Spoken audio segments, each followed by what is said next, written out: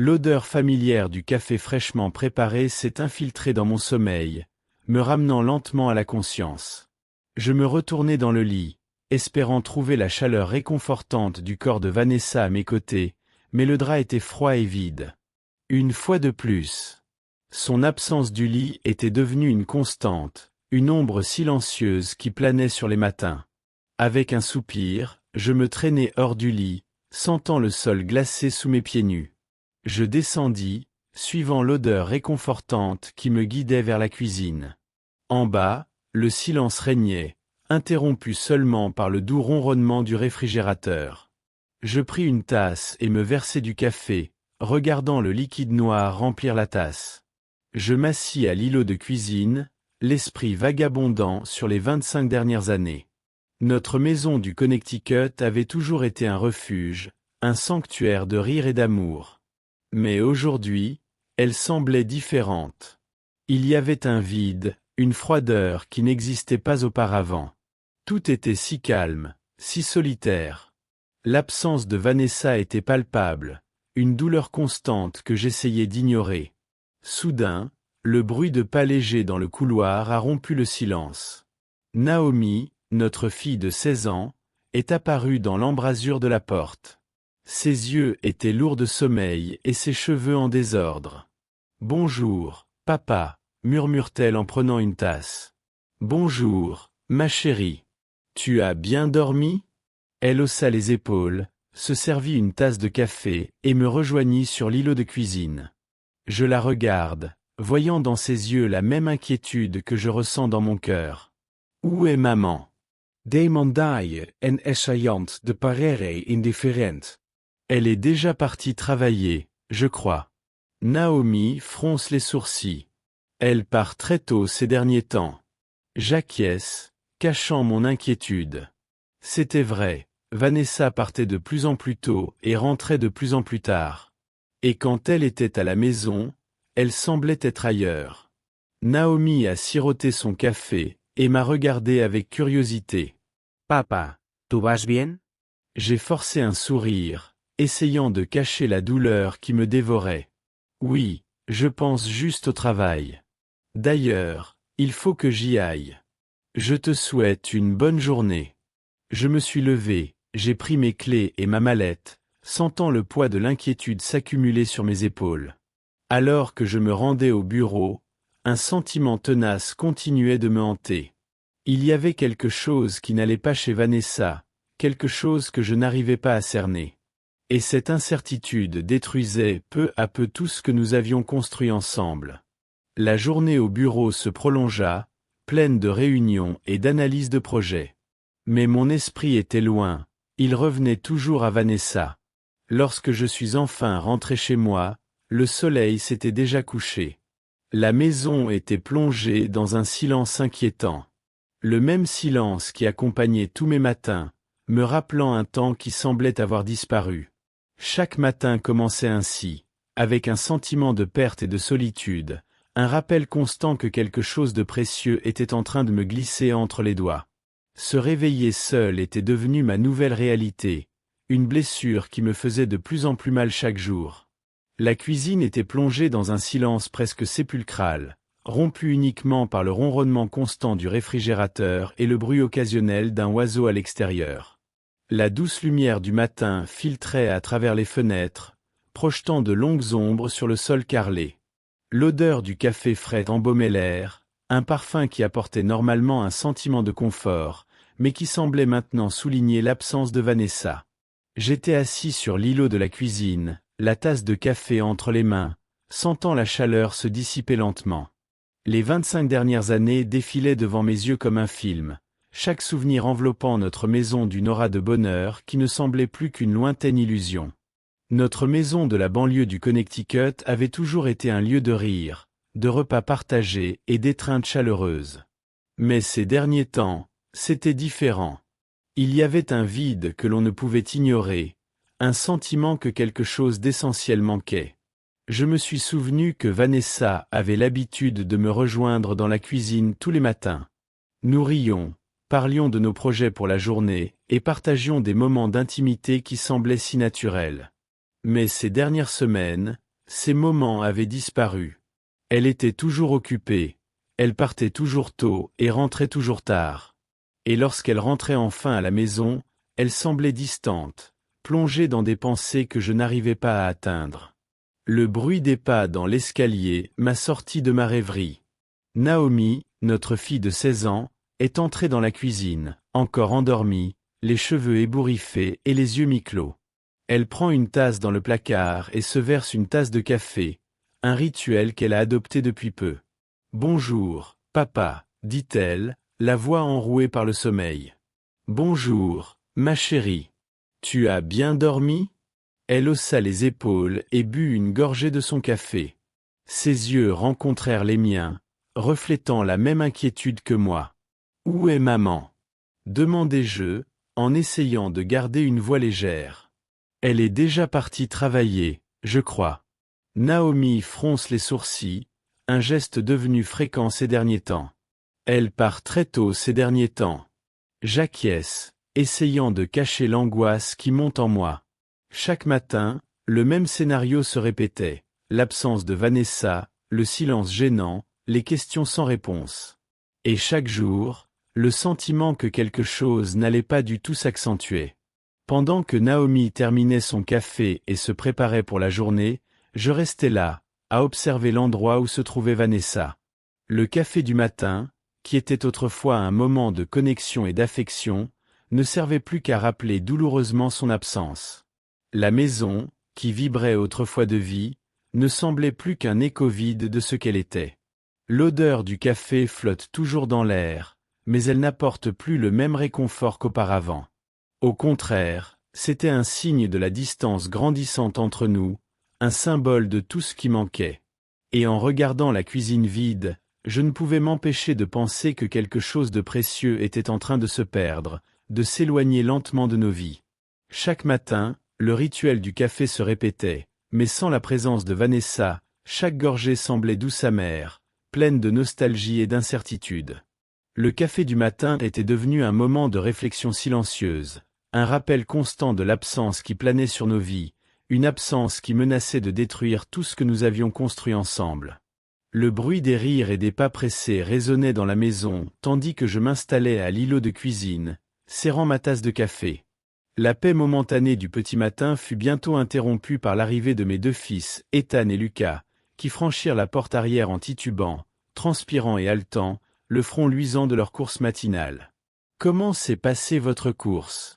demandai-je en observant le sourire victorieux de Lucas. « J'ai tout déchiré, » répondit-il avec enthousiasme. « J'ai laissé Ethan dans la poussière. » Ethan roula des yeux, mais un sourire se dessina au coin de sa bouche. « Tout ce qui peut t'aider à dormir la nuit, mon frère. » J'ai ri en les voyant se bousculer l'un l'autre.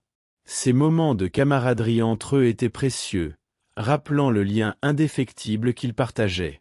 Malgré les tensions récentes dans notre famille, ils trouvaient toujours le temps de rire et de jouer ensemble. Naomi, notre fille de 16 ans, est descendue, les cheveux encore en désordre et les yeux lourds de sommeil. Elle a pris une tasse dans le placard et s'est servi une tasse de café, une habitude qu'elle a adoptée depuis peu. Elle regarde ses frères avec un sourire amusé. « Vous êtes impossibles, » dit-elle en attrapant un morceau de pain grillé et en me rejoignant sur l'îlot de cuisine. « Désolé d'interrompre l'histoire, mais dites-moi ce que vous pensez de l'histoire. Mettez votre avis dans les commentaires. Et quel genre d'histoires aimeriez-vous entendre? Poursuite de l'histoire. Bonjour, mon chéri. As-tu bien dormi? Demandai-je en essayant de cacher l'inquiétude dans ma voix. Elle haussa les épaules. Plus ou moins bien. Où est maman? Je soupire, en essayant de garder un ton neutre. Elle est déjà partie travailler. Je suppose qu'elle a encore dû partir tôt. Naomi fronce les sourcils, un geste devenu fréquent ces derniers temps. Elle est partie très tôt ces derniers temps. Oui, c'est vrai. Acquiesçai-je en essayant de cacher le malaise qui montait en moi. Tandis que mes enfants s'installaient autour de la table, je sentais le poids des responsabilités peser sur mes épaules. Chacun d'entre eux faisait face au changement de différentes manières, mais ils étaient tous unis par le même fil d'incertitude et d'inquiétude. Ethan, de nature insouciante, essayait de garder un humour léger, toujours prêt pour une blague ou une plaisanterie. Lucas, plus introspectif, observait tout avec des yeux attentifs, ses questions révélant souvent une maturité au-delà de son âge. Et Naomi, notre aînée, essayait de se montrer forte, mais je voyais les fissures de sa façade. Papa, ¿tú vas bien? La voix de Naomi me sortit de mes pensées. J'ai forcé un sourire, essayant de la rassurer. Oui, je pense juste au travail. D'ailleurs, je devrais y aller. Passer une bonne journée, les enfants. En ramassant mes clés et ma mallette, une vague d'émotion m'envahit. Malgré les difficultés, ces moments avec mes enfants étaient précieux. La routine familiale, avec ses rires et ses petits drames, était ce qui nous maintenait ensemble. Sur la route du bureau, je n'ai pu m'empêcher de penser à la force et à la résistance de mes enfants. Ils ont bravé la tempête, trouvant des moyens de maintenir la normalité au milieu du chaos. Chaque matin, malgré l'incertitude et le changement, ils se sont levés, ont affronté la journée et ont trouvé des moments de joie les uns avec les autres. En conduisant, je me suis promis de faire tout ce qui était en mon pouvoir pour les protéger et faire en sorte que, quoi qu'il arrive, notre famille reste forte et unie. C'était un samedi matin comme les autres, et j'ai décidé de préparer le petit déjeuner préféré de Vanessa, des crêpes aux myrtilles avec de la crème fraîche. Alors que la pâte grésillait dans la poêle et que l'odeur sucrée se répandait dans la cuisine, j'ai soigneusement mis la table, essayant de créer un moment spécial au milieu de la turbulence qui semblait grandir entre nous. Alors que la table était mise, j'ai entendu un son familier, le téléphone de Vanessa qui vibrait sur le comptoir. Sans réfléchir, j'ai jeté un coup d'œil à l'écran. Ce que j'ai vu a arrêté mon cœur l'espace d'un instant. Un message d'un certain Grégoire, hier soir, c'était génial. J'ai hâte de te revoir. Même heure, même endroit. Mes mains tremblaient lorsque j'ai décroché le téléphone. Je savais que je ne devais pas le faire, mais je ne pouvais pas m'en empêcher. J'ai ouvert la conversation, et j'ai vu une série de messages qui confirmaient mes pires soupçons. Des photos, des mots affectueux et des plans détaillés pour des réunions secrètes. Chaque ligne de texte était comme un coup de poignard dans le cœur. Je me suis assise à la table, la réalité de la trahison se déroulant devant moi. Les crêpes refroidissaient, oubliées, tandis que j'essayais d'assimiler ce que je venais de découvrir. Vanessa, la femme que j'aimais depuis 25 ans, me trompait. Le monde semblait s'effondrer autour de moi, chaque souvenir des derniers mois étant désormais coloré par la révélation amère de son secret. Un bruit de pas retentit dans l'escalier. Vanessa entra dans la cuisine, un sourire sur le visage qui disparut rapidement lorsqu'elle vit mon expression. « Carlos, tout va bien ?» demanda-t-elle, l'inquiétude transparaissant dans sa voix. « Tout va bien, Vanessa ?» répondis-je, la voix ferme mais pleine de douleur. « Tu devrais peut-être me le dire. » Elle a froncé les sourcils, confuse. « De quoi parles-tu ?» Je décroche son téléphone et lui montre le message qui s'affiche à l'écran. Ses yeux s'écarquillèrent de choc et de culpabilité. « Carlos, commença-t-elle, mais je l'interrompis, la colère et la douleur débordant. « Comment as-tu pu faire ça? Après tout ce que nous avons vécu, tout ce que nous avons construit ensemble? Comment as-tu pu me trahir de la sorte? » Vanessa a essayé de se rapprocher de moi, mais je me suis éloigné, incapable de supporter son contact. C'était une erreur, Carlos. Je me sentais si seul. Tu travaillais toujours, tu étais toujours occupé avec tes projets. N'essaie pas de me mettre ça sur le dos, dis-je, la voix basse et pleine d'émotion. C'était ton choix. Un choix conscient de trahir la confiance que nous avons bâtie pendant toutes ces années. Les larmes ont commencé à couler sur le visage de Vanessa, mais je ne sentais rien d'autre qu'une douleur sourde et écrasante. Nous pouvons nous en sortir, a-t-elle plaidé. Nous pouvons essayer d'arranger les choses. Arranger les choses? Iris Amrement. Je ne sais pas s'il y a quelque chose qui puisse réparer ce que tu as cassé. Des pas dans l'escalier nous ont interrompus. Naomi est apparue dans l'embrasure de la cuisine, les yeux écarquillés par la peur et la confusion. « Papa, maman, que se passe-t-il » J'ai pris une grande inspiration, essayant de rester calme. « Rien, ma chérie. Il faut juste qu'on parle. » Vanessa a regardé notre fille, dont l'expression s'est complètement effondrée. « Naomi, je suis désolé. »« Yeah. Qu'est-ce que tu as fait ?» demande Naomi, la voix tremblante. J'ai regardé Vanessa, la douleur et la trahison se lisaient clairement dans mes yeux. J'ai commencé, mais les mots me semblaient si inadéquats pour décrire ce qui s'était passé. Elle a commis une grave erreur. Naomi s'est mise à pleurer, ses larmes reflétant ma propre douleur. « Comment as-tu pu, maman ? Comment as-tu pu nous faire ça ?» Vanessa est tombée à genoux, sanglotant sans retenue. Et moi, debout, sentant le poids du monde sur mes épaules, je savais que rien ne serait plus pareil à partir de ce moment.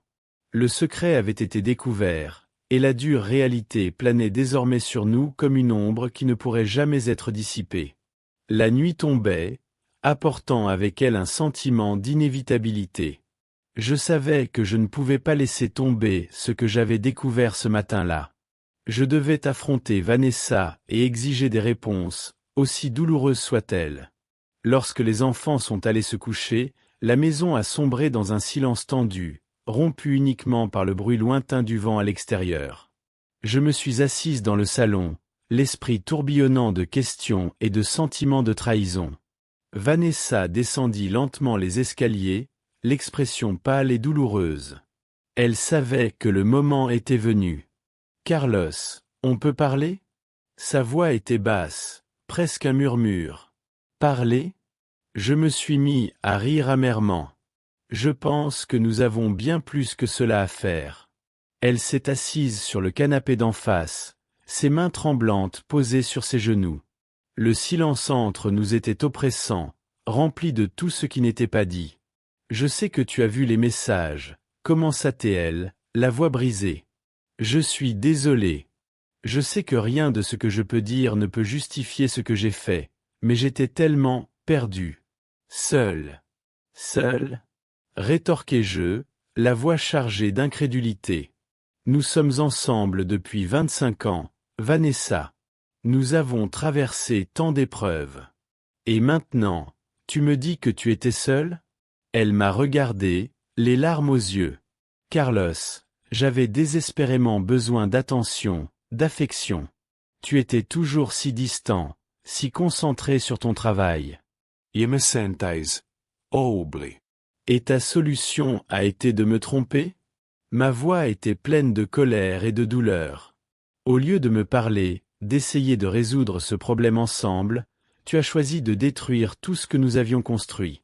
Vanessa a essayé de me prendre la main, mais je l'ai repoussée, la sensation de son contact me brûlant. « Je sais que j'ai fait une erreur, » dit-elle, la voix pleine de désespoir. « C'était une terrible erreur. Mais s'il te plaît, Carlos, pouvons-nous essayer d'arranger les choses ? Pouvons-nous essayer de sauver notre mariage ?» J'ai secoué la tête, sentant un poids écrasant dans ma poitrine. « Je ne sais pas s'il y a quelque chose à sauver, Vanessa. Tu as brisé la confiance entre nous. Et la confiance, une fois perdue, est presque impossible à retrouver. » Le bruit des pas dans l'escalier nous interrompit. Naomi apparut dans l'embrasure de la porte, les yeux pleins de peur et de confusion. « Papa, maman, arrêtez de vous battre. On ne peut pas régler ça autrement ?» J'ai regardé ma fille, mon cœur se brisant encore plus en voyant la douleur dans ses yeux. « Chérie, il y a des choses qui ne peuvent pas être résolues, » dis-je en essayant de garder une voix ferme. « Mais nous ferons de notre mieux pour surmonter cette épreuve. » Vanessa sanglote doucement, ses larmes mouillant son visage. Je savais que cette nuit marquait le début d'un long et douloureux chemin à parcourir. La confrontation a été dévastatrice, non seulement pour nous deux, mais aussi pour toute notre famille. En me levant pour étreindre Naomi, j'ai ressenti le poids de la trahison de Vanessa, mais aussi une détermination croissante à protéger mes enfants de toute cette douleur. J'ai jeté un dernier regard à Vanessa avant de monter les escaliers avec Naomi, sachant qu'il nous faudrait trouver un moyen d'aller de l'avant. Le soleil matinal brillait à travers les rideaux, jetant une lueur dorée dans la cuisine silencieuse. J'étais assise à la table, mes doigts tambourinant nerveusement sur le bois en attendant. Je savais que je devrais raconter à mes enfants ce qui s'était passé, et l'idée de voir leur réaction me terrifiait. Le premier à descendre fut Lucas, avec son sourire habituel qui disparut rapidement lorsqu'il vit mon expression sérieuse. « Papa, qu'est-ce qui se passe ?» demanda-t-il en fronçant les sourcils. « Assieds-toi, Lucas. Il faut qu'on parle. » Avant qu'il ait pu répondre, Naomi est entrée dans la cuisine, encore endormie, et Ethan l'a bientôt suivie. Tout le monde s'assit autour de la table, me regardant avec un mélange de curiosité et d'inquiétude. Je respire profondément, essayant de trouver les mots justes. Comment leur expliquer la trahison de leur mère sans détruire complètement leur vision de la famille? Les enfants, il faut que je vous dise quelque chose de très difficile, commençai-je, la voix légèrement tremblante. Votre maman et moi traversons une période très compliquée. Hier, j'ai découvert quelque chose qui a tout changé. Vanessa. Maman, voyez quelqu'un d'autre. Le silence qui suivit fut assourdissant. Lucas fut le premier à réagir, son expression passant rapidement de la surprise à la colère. Quoi? Comment a-t-elle pu faire ça? Comment a-t-elle pu faire ça? Cria-t-il en repoussant la chaise si fort qu'il faillit la renverser. Ethan resta immobile, le visage pâle. Naomi, elle, se mit à pleurer, les yeux écarquillés par le choc. « Papa, c'est vrai ?» chuchote-t-elle, comme si elle espérait encore que ce n'était qu'un mauvais rêve. « Oui, c'est vrai, ma chérie, » dis-je en essayant de rester calme. « Je sais que c'est difficile à comprendre, mais nous devons y faire face ensemble. » Naomi s'est précipitée dans mes bras, sanglotant sans retenue. En la prenant dans mes bras, j'ai senti le poids de sa douleur s'ajouter à la mienne. Lucas faisait les 100 pas, les poings serrés. « Elle a tout détruit !» s'exclama-t-il, la voix pleine de rancœur. « Comment a-t-elle pu nous faire ça ?» Ethan prit enfin la parole, la voix basse et hésitante. « Qu'est-ce qu'on fait maintenant? Que allons-nous faire? » Je regarde mes enfants, avec un mélange de tristesse et de détermination. « Nous ferons face ensemble, » répondis-je en essayant de faire passer une confiance que je ne ressentais pas. Je ne sais pas exactement comment, mais je vous promets que nous trouverons un moyen. Vanessa est apparue dans l'embrasure de la cuisine, le visage marqué par le regret. Elle fit un pas en avant, mais s'arrêta en voyant la colère dans les yeux de Lucas et la douleur dans ceux de Naomi. « Je suis désolé, les enfants. Je sais que je vous ai fait du mal et rien de ce que je dirai ne pourra arranger les choses. Mais j'espère qu'avec le temps, vous pourrez me pardonner. » Naomi regarde sa mère, les larmes coulent encore sur son visage. « Maman, pourquoi ?» demande-t-elle, la voix pleine d'angoisse. Vanessa s'est avancée, essayant d'atteindre Naomi, mais elle a reculé, cherchant la sécurité dans mes bras. « Je me sentais seule, » commence Vanessa, la voix tremblante. « Mais ce n'est pas une excuse. J'ai fait une terrible erreur. Tout ce que je vous demande, c'est de me donner une chance d'arranger les choses. » Lucas secoue la tête, incrédule. « Tu crois que des excuses vont arranger les choses? Tu as brisé notre famille. » Ethan resta silencieux, observant tout avec une expression de profonde tristesse. La tension dans la pièce était palpable, chacun d'entre nous s'efforçant de digérer la dévastation qui venait de le frapper. En regardant les visages de mes enfants, je savais que ce serait un long chemin de guérison, plein de hauts et de bas. Mais d'une manière ou d'une autre, nous devrions trouver la force d'aller de l'avant, ensemble. Ce jour-là, la maison semblait particulièrement froide, chaque coin résonnant de l'absence de quelque chose qui avait autrefois rempli notre maison de vie. Vanessa était dans la chambre d'amis, un endroit qui symbolisait désormais la distance qui nous séparait. Les enfants étaient dans leur chambre, les portes fermées, chacun faisant face à la douleur à sa manière. J'étais dans le salon, regardant les photos de famille accrochées au mur. Chaque photo racontait une histoire de bonheur, de moments partagés qui semblaient désormais des fantômes du passé. La pression dans ma poitrine était insupportable et mon cœur battait la chamade sous le poids de la trahison. Je savais que j'avais besoin de m'effondrer, de laisser sortir toute la douleur que je retenais. J'ai marché jusqu'à la cuisine, l'endroit où tant de souvenirs ont été créés, et je me suis assise à la table. La chaise grinça sous mon poids, comme si elle reflétait la tension que je ressentais. Mes mains tremblaient tandis que je passais mes doigts dans mes cheveux, essayant de trouver un point d'ancrage, quelque chose qui pourrait me donner de la force. Mais la réalité était implacable. Vanessa, la femme que j'aimais depuis 25 ans, m'avait trahi. J'ai ressenti un mélange de colère, de tristesse et un profond sentiment de perte. Soudain, des larmes ont commencé à couler sur mes joues. Au début, elles étaient douces, presque imperceptibles, mais elles se sont rapidement transformées en sanglots incontrôlables. Tout mon corps tremblait sous l'intensité des émotions qui me consumaient. Je me tenais la tête entre les mains, comme si le fait de les contenir pouvait m'empêcher de m'effondrer complètement. Au fur et à mesure que je pleurais, des souvenirs envahissaient mon esprit. Le jour de notre mariage, la naissance de chacun de nos enfants, les nuits passées à parler de nos rêves et de nos projets d'avenir. Tout cela semblait si lointain maintenant, comme si cela appartenait à une vie qui n'était plus la mienne. Le bruit de pas légers m'a momentanément sorti de ma douleur. Naomi se tenait dans l'embrasure de la cuisine, les yeux rougis par les pleurs. Elle hésita un instant avant de s'approcher de moi et de me serrer dans ses bras. Son geste, bien que silencieux, en disait plus long que n'importe quel mot. « Papa, on va s'en sortir », a-t-elle chuchoté, la voix brisée. Je l'ai serré contre moi, sentant la chaleur de son corps et la force de son amour.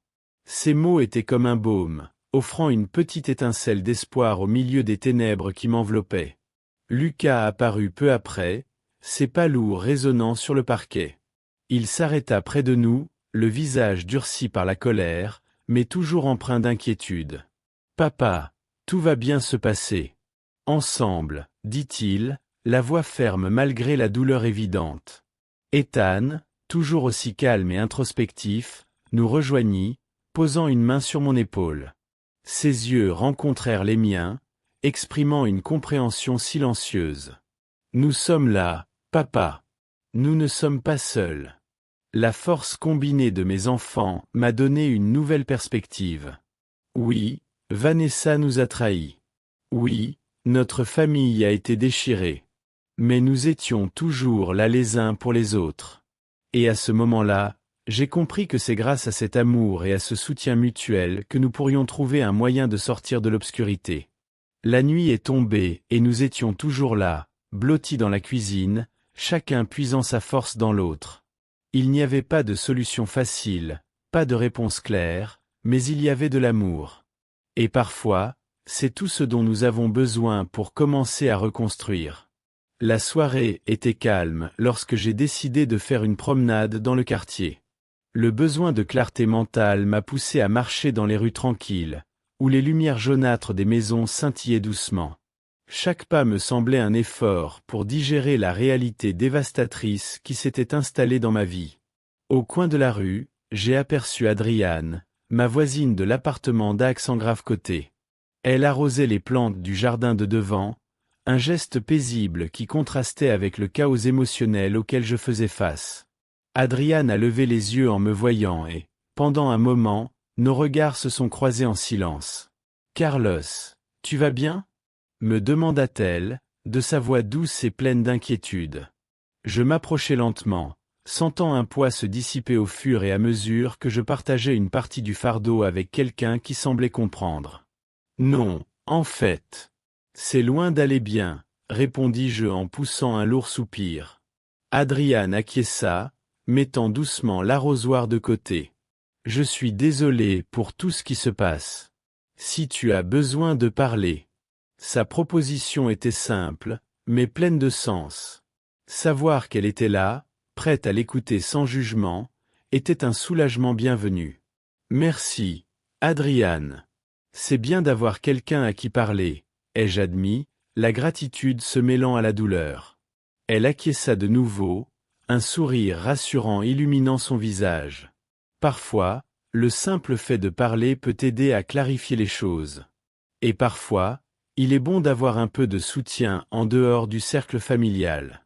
Son conseil était simple mais profond.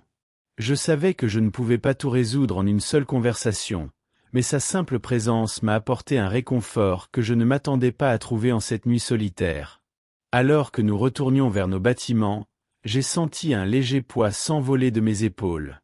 Ce n'était pas une solution à mes problèmes, mais c'était un début.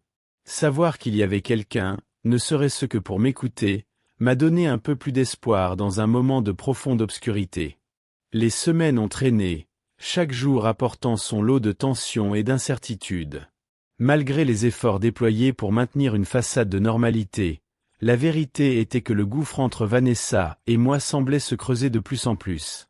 La trahison résonnait encore dans chaque interaction, transformant ce qui était autrefois familier en quelque chose d'étrange et d'émotionnellement chargé. Assis dans mon bureau, en train de regarder le dessin d'un nouveau projet architectural, mon esprit s'est mis à vagabonder. Envisager un divorce, c'était comme se trouver face à un précipice. La perspective de démanteler une vie partagée pendant plus de 20 ans était effrayante et douloureuse. J'ai regardé l'alliance que j'avais au doigt, une promesse faite en des temps plus heureux, qui me rappelait à présent une union qui semblait avoir irrémédiablement volé en éclats. C'était un symbole d'engagement, mais aussi un poids que je ne savais plus si je pouvais porter. Les conversations avec Adrien m'ont apporté une nouvelle perspective. Il m'a encouragé à réfléchir à ce qui était le mieux pour moi et mes enfants, à affronter la réalité avec courage, même si c'était difficile. J'ai fermé les yeux un moment, essayant de bloquer les voix contradictoires dans ma tête. L'amour était toujours là, enfoui sous des couches de douleur et de trahison, mais la confiance était rompue. Comment pourrions-nous redevenir un couple après tout cela? Cependant, l'idée de laisser derrière moi une vie commune, d'expliquer à mes enfants pourquoi leur mère ne serait plus à la maison tous les matins, était tout aussi dévastatrice. La culpabilité pesait sur mes épaules comme une ancre. Mais plus que tout, je voulais la paix. Je voulais que mes enfants grandissent dans un environnement stable, où l'amour et le respect étaient la base de tout. Le divorce semblait être un choix douloureux, mais c'était peut-être le seul moyen de commencer à guérir les blessures profondes qui s'étaient formées entre Vanessa et moi. J'ai respiré profondément, sachant qu'il n'y avait pas de réponse facile. La décision d'aller de l'avant, que ce soit ensemble ou séparément, façonnerait notre avenir à tous. Et je devais être prêt à en assumer les conséquences, quel qu'en soit le prix. Les semaines se sont écoulées tandis que je réfléchissais à l'avenir de ma famille. Chaque décision semblait peser d'un poids insupportable, façonnant non seulement ma propre vie, mais aussi celle de mes enfants. Je me trouvais à la croisée des chemins, où tout choix aurait des répercussions profondes. Des conversations douloureuses étaient nécessaires. Assis autour de la table de la cuisine, les regards nerveux et les mots prudents remplissaient l'espace. Ethan, le plus réservé, écoutait avec un sérieux qui dépassait son âge. Lucas, toujours le plus affecté par les changements, s'efforçait de comprendre ce que tout cela signifiait pour lui. Et Naomi, ma fille sensible, absorbait chaque mot avec une tristesse qui me brisait le cœur. « Papa, qu'est-ce que cela signifie pour nous ?» a demandé Ethan, la voix ferme mais les yeux en quête de réconfort. J'ai soupiré, essayant de trouver les mots justes pour expliquer la complexité de la situation. Cela signifie que nous allons devoir faire face à des changements, mais que nous sommes ensemble, quoi qu'il arrive, répondis-je, essayant de rassurer là où je n'étais pas sûr de moi. Lucas me regarde, son visage est un mélange de colère et de tristesse. « Pourquoi ne peux-tu pas arranger les choses ?» demanda-t-il, la voix chargée de frustration. Je l'ai regardé avec compassion, souhaitant pouvoir changer les circonstances. Parfois, les choses se brisent d'une manière que nous ne pouvons pas réparer, Lucas. Cela ne veut pas dire que nous ne t'aimons pas ou que nous ne voulons pas le meilleur pour tout le monde, répondis-je en m'efforçant de garder une voix stable. Naomi resta silencieuse, ses yeux fixés sur moi avec une tristesse qui me coupa profondément. Elle avait grandi si vite ces dernières années, témoin involontaire des tensions qui s'étaient installées entre Vanessa et moi. « Je veux juste que tu sois heureux, papa, » dit-elle finalement, ces mots simples chargés d'un désir que je partageais intensément. J'ai pris une profonde inspiration, sentant le poids de la responsabilité qui pesait sur mes épaules. Chaque mot, chaque décision allait façonner le chemin que nous allions suivre. Il n'y avait aucun moyen de prédire l'avenir, seulement d'aller de l'avant avec ce qui semblait le mieux pour nous tous, même si cela signifiait affronter les tempêtes émotionnelles à venir.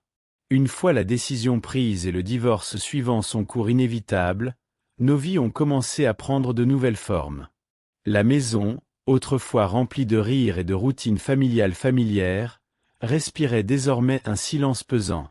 Chaque recoin semblait résonner de l'absence de Vanessa, un vide qu'aucun d'entre nous ne pouvait ignorer.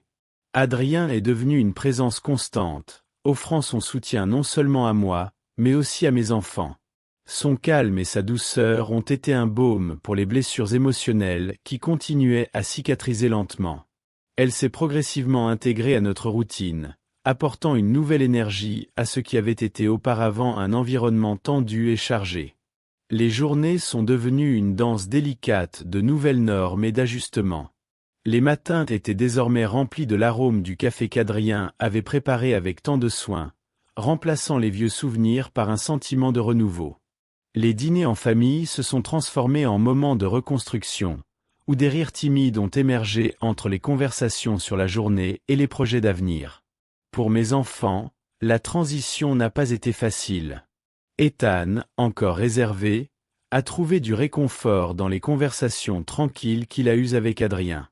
Lucas, plus réfractaire au changement, a trouvé du réconfort dans la routine de l'école et les moments partagés avec ses amis.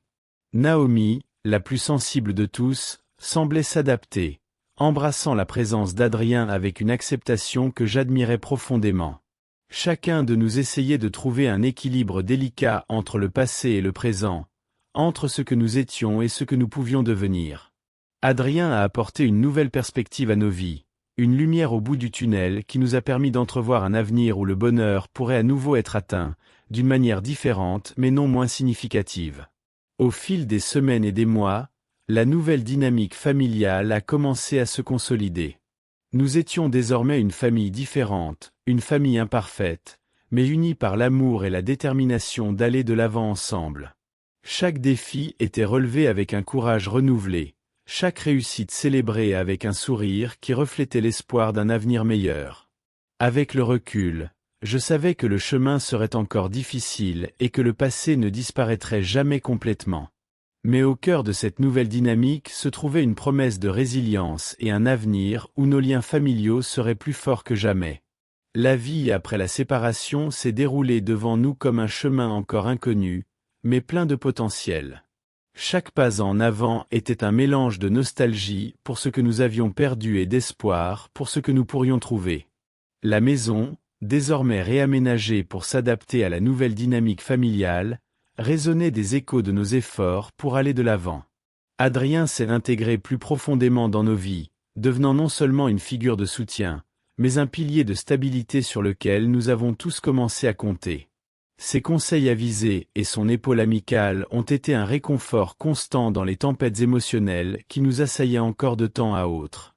Pour mes enfants, la transition a été un processus d'apprentissage continu de la résilience et de l'adaptation. Ethan, avec son calme habituel, a trouvé du réconfort dans ses propres intérêts et la sécurité de la routine. Lucas, le plus affecté par le changement, a connu des hauts et des bas, se refermant parfois sur son monde intérieur, s'ouvrant d'autres fois à la possibilité d'un nouveau départ. Naomi, l'âme sensible de la famille, a trouvé du réconfort dans les conversations franches qu'elle a eues avec Adrien, explorant ses propres émotions alors qu'elle naviguait en eau trouble. Pour moi, aller de l'avant signifiait réconcilier le passé avec le présent, laisser tomber l'amertume et accepter les leçons que la vie avait à offrir. Chaque jour était un voyage de découverte de soi et de pardon, un processus de guérison qui n'avait pas de fin précise, mais une direction claire, aller de l'avant avec courage et détermination. Au fil du temps, nous nous sommes retrouvés à créer de nouveaux souvenirs ensemble. Les petits moments de joie s'entremêlaient avec les défis surmontés et les leçons apprises. L'avenir n'était plus une promesse lointaine, mais une réalité que nous construisions pas à pas. Avec le recul, j'ai vu les marques que la séparation avait laissées dans nos vies, mais j'ai aussi vu comment ces cicatrices nous avaient rendus plus forts et plus unis en tant que famille.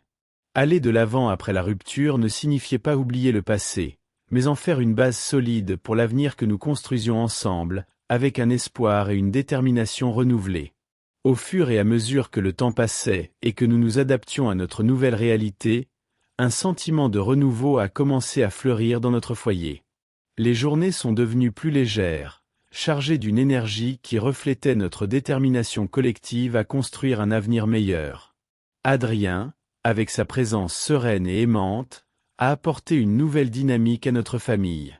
Ses gestes doux et ses mots d'encouragement nous rappelaient constamment que l'amour et le pardon avaient le pouvoir de guérir même les blessures les plus profondes. Elle n'a pas remplacé ce que nous avions perdu, mais nous a aidés à reconstruire sur les fondations brisées du passé. Pour mes enfants, chaque jour apporte de nouvelles opportunités de croissance et de compréhension. Ethan, trouvant du réconfort dans ses passions et le soutien discret d'Adrien, a commencé à explorer un monde de possibilités au-delà de la douleur de la séparation. Lucas, bien qu'encore méfiant à l'égard des changements, a montré des signes d'acceptation progressive, trouvant du réconfort dans la stabilité qu'Adrien a apportée à notre foyer. Naomi, la jeune femme sage au-delà de son âge, a saisi l'opportunité d'apprendre d'Adrien, construisant une relation basée sur la confiance et l'ouverture. Pour moi, un nouveau départ signifiait laisser derrière moi le poids du ressentiment et embrasser la paix qui vient avec le pardon.